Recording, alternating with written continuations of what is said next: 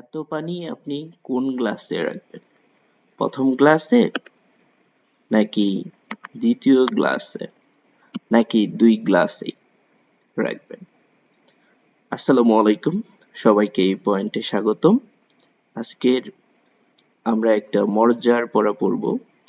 আর এই স্বচ্ছ পানির মতোই আমরাও আজকে পড়াটা খুব সহজে বুঝে নেব। চলুন শুরু করা যাক।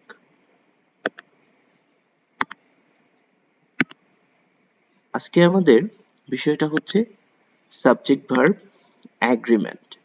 তো সাবজেক্ট ভার্ব অ্যাগ্রিমেন্ট বিষয়টা কি সেটা একটু বুঝে নেওয়া যাক। সাবজেক্ট এবং ভার্বের সাথে একটি চুক্তি হয়েছে। কি সেই চুক্তি? সাবজেক্ট যদি সিঙ্গুলার হয়, ভার্বও সিঙ্গুলার হবে। সাবজেক্ট যদি প্লুরাল হয়, সেক্ষেত্রে ভার্বও প্লুরাল হবে। মোট কথা, সিঙ্গুলার সাবজেক্ট সিঙ্গুলার ভার্ব নিবে, প্লুরাল সাবজেক্ট প্লুরাল ভার্ব নিবে। এই যে চুক্তিটা, এটাকেই বলা হয় সাবজেক্ট ভার্ব অ্যাগ্রিমেন্ট। তো আজকে পানির বিষয়টা একটু ক্লিয়ার করে নেওয়া যাক। পানি মূলত এখানে একটা প্রতীক হিসেবে ব্যবহার করা হয়েছে। পানিকে যদি আমরা ফুল মিনিং ধরি, পিতে হচ্ছে প্রেপোজিশন, এতে হচ্ছে as well as, along with, together with, accompanied by, অথবা শুধু উইথ কথাটাও থাকতে পারে।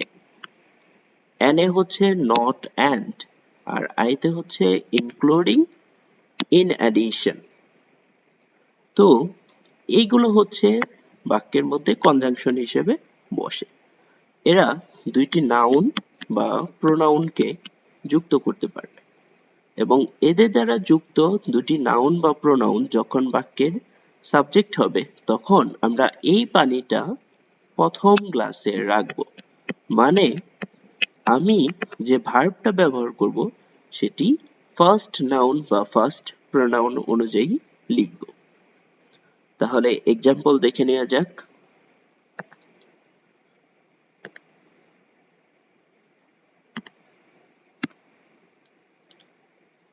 লক্ষ্য করুন, এখানে একটি এক্সাম্পল দেয়া আছে।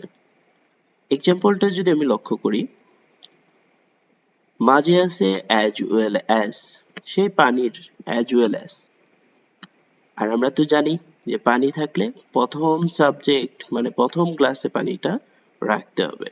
এখানে যদি আমরা বাক্যটা লক্ষ্য করি, হি as well as his brothers, দুইটা নাউন আছে এবং একটা প্রোনাউন আছে, একটা প্রোনাউন আর একটা নাউন দেয়া আছে। তো আমাদের এই যে ভার্বটা, সেটা প্রথম প্রোনাউন অনুযায়ী হবে।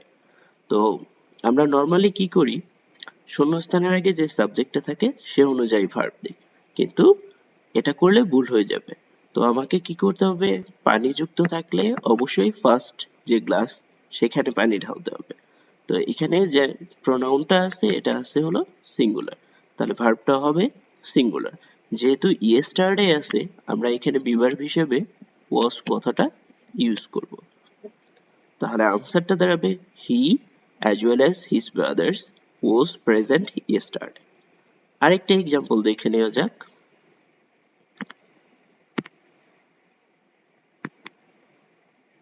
Rabsan along with his friends go there every day.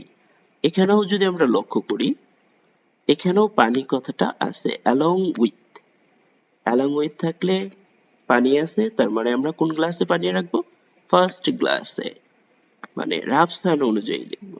এখন রাফসান কি স্যার?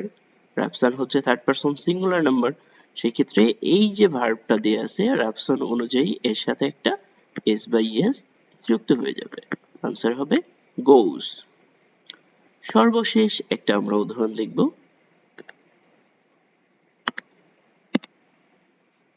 লেখা আছে,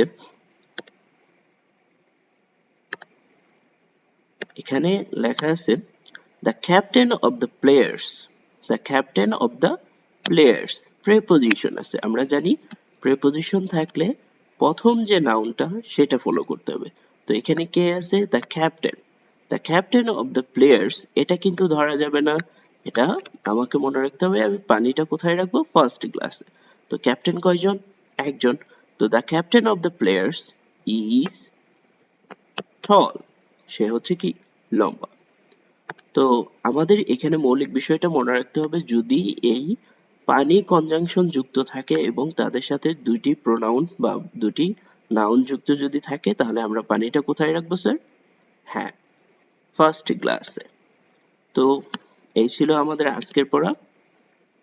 আগামী দিনগুলোর জন্য সবাইকে শুভকামনা এবং আশা করি সবাই সাথে থাকবেন এবং সাড়া দিবেন। Thanks for watching. See you next time. Till then, Allah Hafiz. Assalamu alaikum.